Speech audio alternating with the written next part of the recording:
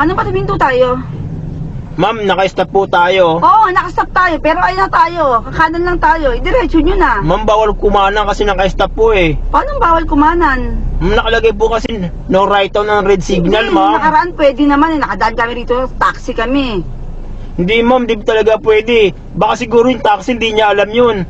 Ma'am, meron Alin?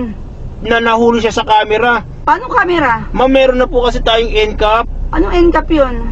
Ma'am, yung ano po yun, ma'am eh. No contact apprehension. Ano mo yun, ma'am? Yung camera po nang uhuli. Oh, ba't may camera ba dito? Ma'am, meron po na daanan na itako po sa likod Ayan lang natin. naman, oh. Hindi Tsaka yan diretso po yung mo, camera ganyan isa. tayo.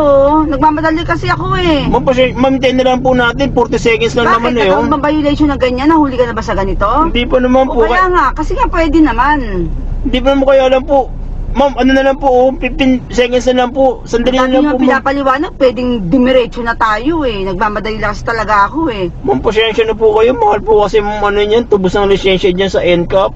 Bakit? Hindi ka pa man nahuli, di ba? Hindi pa naman po, kaya lang hindi ko na po ayaw ko po subukan, ma'am eh.